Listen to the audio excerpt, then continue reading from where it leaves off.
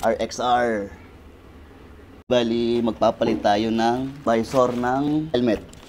Ayan. Itong sa akin kasi sira na. Ito putol na to, no? Dinugsungan ko lang. Tapos, ito, wala na rin yung kanyang clip doon. Yun, natanggal na. Papalitan natin siya, no? Nag-order tayo sa Lazada. Pag nga pala mga gantong helmet, mga K1 type, yan. Pag bibili kayo ng visor, dapat K1 din yung nakalagay din sa description nung sa Lazada, no? Buksan natin ito. K1. Pagkakaiba kasi yan eh. Yung sa, lalo ni sa mga Gile, Evo, iba yon. Maliit lang yung kanyang bilog. Ang daming foam. Unang foam, pangalawang foam. Ay, lagayan. Yun. Same lang yung kulay na binili ko, no? Same lang sila. Ito yung sinasabi kong bilog, yan, no? Basta magkakaibang type, iba to. May malaki, may maliit, no? Ganito yung pagpalit.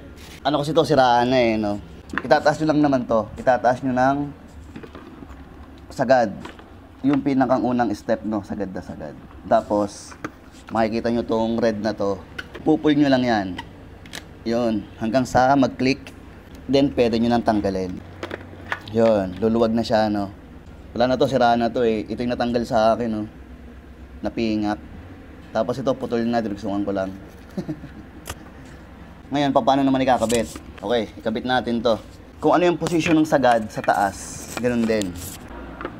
Yan.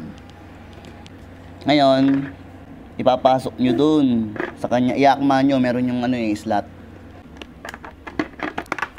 Yung kapag lumagutok yun, okay na yun. Then, medyo palu-paluin nyo lang.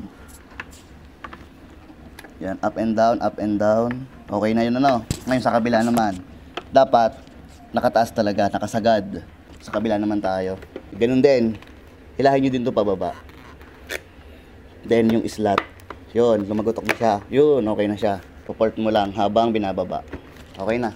Ganun lang, no? Madami na pinagdaanan to.